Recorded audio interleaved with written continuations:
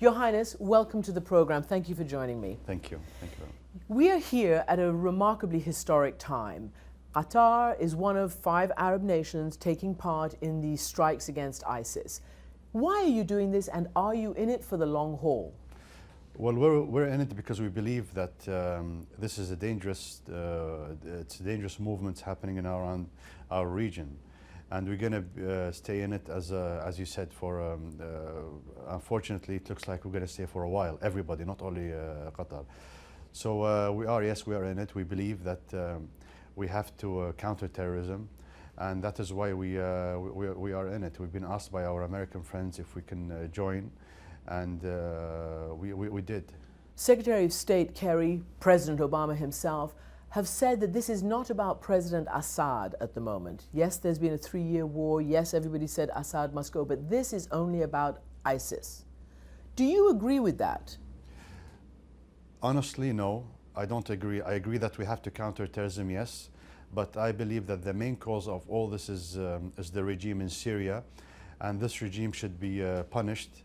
As you said, it's more than 3 years now war, and the environment that the Syrian people have been living in, it will create this violence.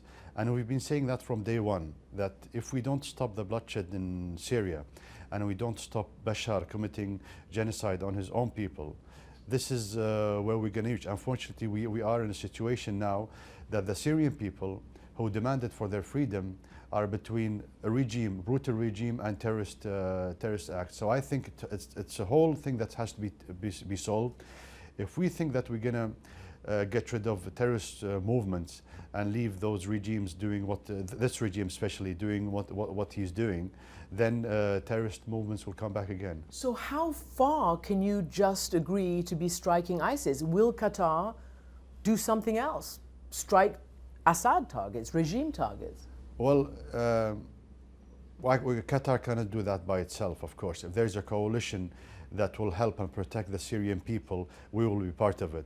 As you know, that we were part of a coalition that helped to free the Libyan people.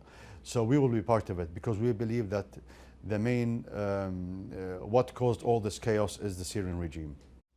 Are you afraid of backlash? Obviously, these terrorists have been telling their operatives, sympathizers, kill anybody who's cooperating in this campaign. Are you afraid for your own targets? Well, terrorist movements, of course, it's a threat around the world, not only Qatar or the coalition. Any country, any stable country, any modern country, it's a threat. And Qatar is part of it as well. We take this seriously. And as you said, yeah, it is a threat and we take it seriously. But it won't derail you? No, it won't. It won't. Terrorism is something that it's not acceptable in our culture and our religion, so it will not stop us. You mentioned you're also in this to stop the funding of the terrorist groups.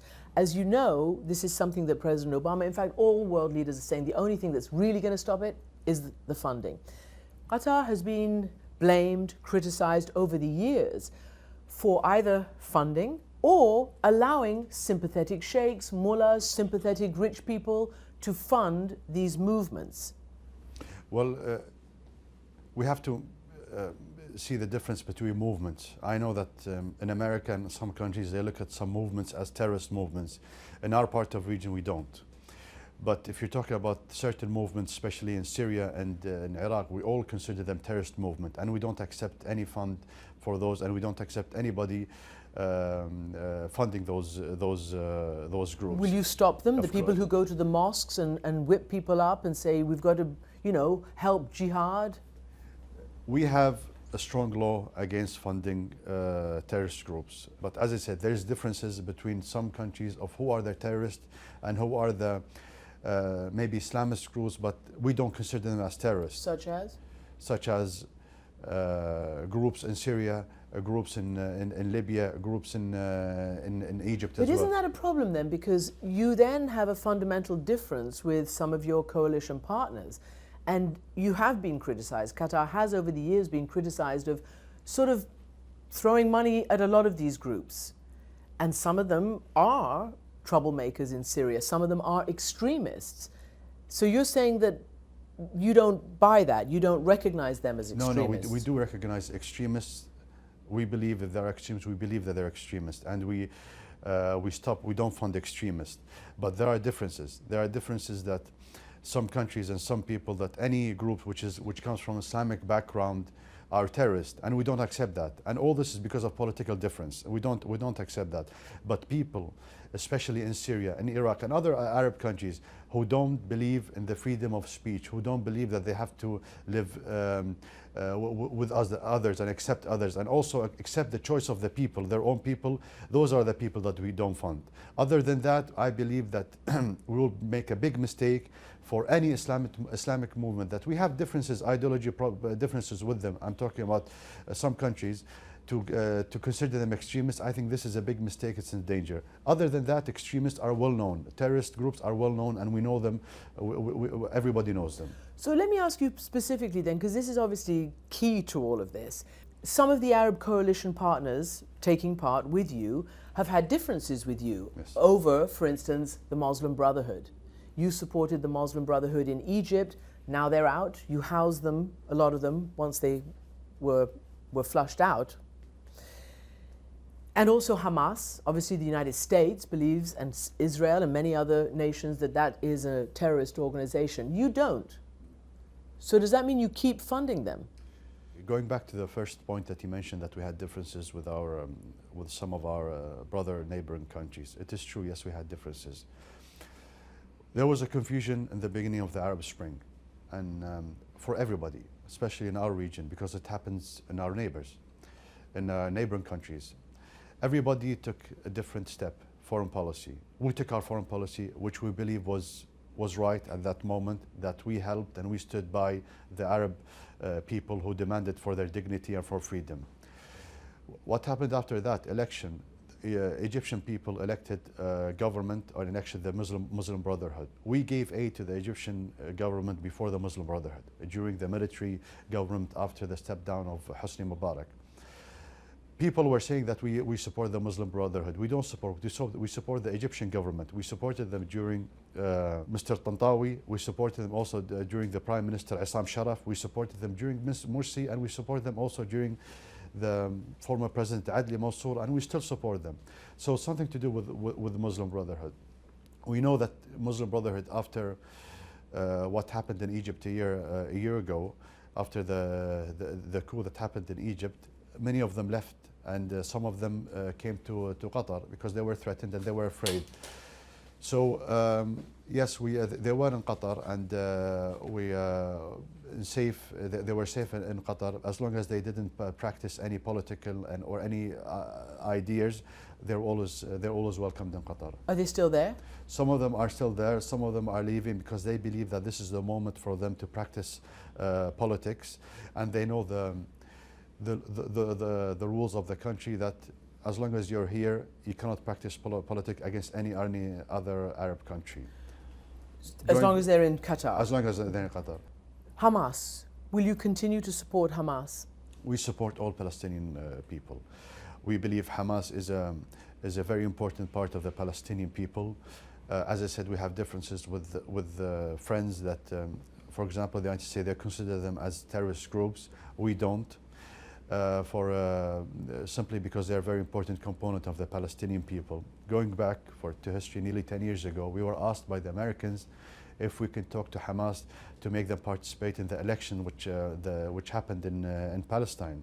And we spoke to them very honestly. It was my father who spoke to them, that we were asked from our American friends that you participate in the next election. And so their answer was, we will, but do you think will the international community accept us? So my father said yes, because I was asked by the Americans for you to join. So it happened. So the thing is, what is the difference between Hamas 10 years ago and Hamas now? I believe the difference is that Hamas are more realistic now. They believe in peace and they want peace. But it's for the other party to believe in peace as well and to be more realistic. Under your father, there was certain reach out between yourself and Israel, Qatar and Israel. That seems to have gone by the wayside. In fact, an Israeli top diplomat calls Qatar Club Med for terrorists. What happened, and how do you react to that? Well, we believe in peace, and we, since 1991, and 93 as the Oslo, and after Oslo, we believed in peace, and we helped a lot in trying to make a bridge between the Palestinians and the Israelis. I think the war in Gaza a few years ago, of course, after we cut our official relation with Israel, the amount of dead people and innocent people, this is that is why, as I said, we cut our relation with Israel. But in the same hand, we believe that the only way to get out of it is to have peace between the Israelis and the Palestinians, because we believe in peace, and this is the only way that we should all work together to put pressure on both sides to reach the peace solution. Could you imagine restarting such a relationship? I mean, it was an important relationship with an Arab nation. It was an important relationship. We can't start the relation. It's not. Will we or not? I don't think we have a problem in starting the relation with the Israeli, as long as they are serious in making peace and providing and protecting the Palestinian people. Qatar, over the last decade plus, has gone from being the little emirate that everybody wanted to be friends with, that people were so impressed, that you'd been breaking out of what was perhaps a conventional wisdom kind of mentality in the Middle East, to neither friend nor foe. People are wondering, what is your vision? What is your strategic vision of foreign policy? Some have suggested that, yes, you have a relationship with the United States, but you're neither an ally nor you're really an enemy, because you sometimes back different sides of the coin. And for Qatar, money is the instrument of your foreign policy. What is it? What is it that Qatar stands for? Well, first of all, money. We're not the only country that has money. I mean, thanks to God, yes, we are a wealthy country, and we have money. Our foreign policy is very simple. As I said before, I answer the question. Since 4 years now, with all the Arab Spring things going on, there was a confusion. But if you go back to our real foreign policy, we believe in dialogue, we provide dialogue, we believe in peace, we are a mediator, and as you know, we were very successful in many parts. I believe this is the thing that I am concentrating in, and I will continue concentrating in. I'm not in a camp against another camp. I have my own way. Our country has own way of foreign policy, own way of thinking, and I think people should respect that. And it's not about the matter of being a friend or not a friend. I have my own way of thinking. I believe in our relation with the United States and other countries as well. But as I said, we are a mediator. We believe in dialogue between nations and countries to solve problems. Will you continue your father's foreign policy, or do you see yourself expanding in certain areas, retreating in certain areas? Well, I think every person has his own policy. But going back to the policy of my father, I think it was the best policy that Qatar could take, especially in dialogue and trying to solve problems around the region and around the world, and being a mediator. I think this is a policy that we're trying to work on, that my father started, and this is going to be my policy. Of course, there are differences. You never know what happens in the future. It depends on what goes on. But I think this is the main thing that we're going to concentrate in the near future. For instance, can you see a negotiated solution somehow in Syria? Because again, you are blamed, others are blamed for backing, funding certain groups who you're allied with, but that doesn't further the interest of peace. It furthers the interest of continued war. Yes. I think our aim was to protect the Syrian people, to help them. As you know, beginning of the demonstration, of the revolution in Syria, first 3 months it was a peaceful, and everybody was demanding for freedom and dignity. But what happened, the regime started killing and committing a massacre on his own people. Then we said it and we announced it, that we have to protect the Syrian people. We have to provide them even with weapons to protect themselves. So the reason why we help them is for them to protect themselves. And if we didn't, we will see more massacres happening in Syria. Although it's a chaos, yes, we understand it's a chaos, but I think that was the only way that we could have helped the Syrian people. I'm going to do a hard turn now into sports, the World Cup. Again, a testimony to the heavyweight, or maybe punching above its weight, of Qatar. Many people were very surprised that you got the bid. You're the first Muslim country to have won a bid to host the World Cup. there has been a lot of scrutiny now, of course, as you know. Human rights groups, for instance, have been very, very upset by the death of many migrant workers, 1,000 plus to this date, and maybe many more by the time the stadiums are finished. Is this what Qatar wants to be known for? Is there something that you can do right now to enforce the rights and the laws that you've enacted, to enforce the application of these laws so that migrant workers have safety and dignity? First of all, about the World Cup, you know, as you know, I think that we have the right as Muslim countries and Arab countries to host such a big event like that. And people should understand that Qatar had the best bid, and Qatar will provide and will do one of the best World Cups in history, and I'm sure about that. And I hope that this will happen. But going back, and people don't want to accept, don't want to realize that a small country, Arab, Muslim country, can host a big event like that. As you know, that we had big competitors in this bid, and they don't accept. But I'm confident, and I'm sure that we're going to make an excellent World Cup. Talking about the labors and the problems that we have in Qatar, yes, it's true. We had problems. We're solving the problems. We're enforcing the laws. It's not acceptable. I don't accept personally to see laborers, poor people coming from other countries to come and help us develop our country, and the atmosphere and the environment isn't helpful for them. As you know, the economy has been growing a lot in Qatar, and the amount of people coming to Qatar has been hundreds of thousands. So it is difficult, but in the same hand, it's not acceptable. I don't accept it. It's not. So you will insist that the laws are enforced. Definitely, that they get paid their wages. Definitely. That they work only certain hours. That they, you know, they're tied right now to their employers. They can't even leave if they don't get permission to leave. It's like slave labor. No, we changed those laws. We changed those laws. But will they be enforced? Yes, they are enforced. No, we changed the laws. They are enforced, and there are many laws that have been changed. And I'm telling you, because I'm personally hurt about the situation. I don't accept that, and not even one Qatari accept that. So we are enforcing the laws, and we don't accept things to be happening like that. And things have been changing now on the ground. But as you said, that all the media is concentrating in Qatar due to the World Cup, due to the role of Qatar in many things, and we accept that. But I want them to to show what is Qatar as well. If we have problems, I don't mind them talking about problems, but also they need to talk about other things, about those laws that we did. And just one last question on the World Cup, because everybody's fascinated by it, sports fans all over the world. There has been a controversy because Qatar is so hot in the summer. If it does stay in Qatar, would you accept that it be in the winter? Our bid was for it to be in summer, and we've done with the new technologies. We've done a stadium that is air-conditioned stadiums. Actually, we have this technology for 10 years now, and it's working in one of our stadiums. People are a little bit dubious about that. They say it's unproven. No, it is. We tried it now for 10 years, and it's working, and it will work. And you're talking about for now 2022, so it will 100% will be working. So the atmosphere for athletes, or for the football players, and for the fans, and for the training grounds will be excellent. And we've tried this, and fan zones as well will be excellent. We tried it in the last World Cup. There were fan zones around Qatar, and there were thousands attending. It was an open air, but it was air conditioned. So, you know, for the heat, there won't be any problem.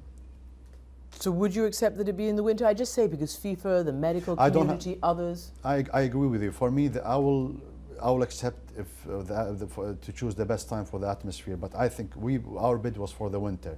At the end, summer. For the summer. At the end, it's up to the FIFA to decide when is the best time. But for us, we're ready for both, because we need this technology. As you know, our summer is quite long, so we will need this technology to play more matches and for our league, and also for international games. So we will need this technology, whether it's going to be in the winter or the summer. Qatar is unusual in that your mother, Sheikha Moza, was very visible and very active on behalf of women, arts, culture and education. It was unusual. What are you saying about the rights of women? I think the rights of women, it's an equal right for everybody. I think women play a very important role in our society. And as you said, my mother played a big role as well, and she's still playing a big role, and especially in education and in our society.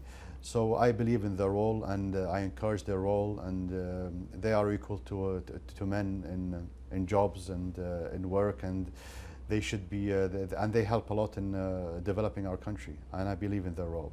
On that note, Sheikh Tamim, thank you so much for joining me. Thank you very much, and I'm happy to be with you. Thank you.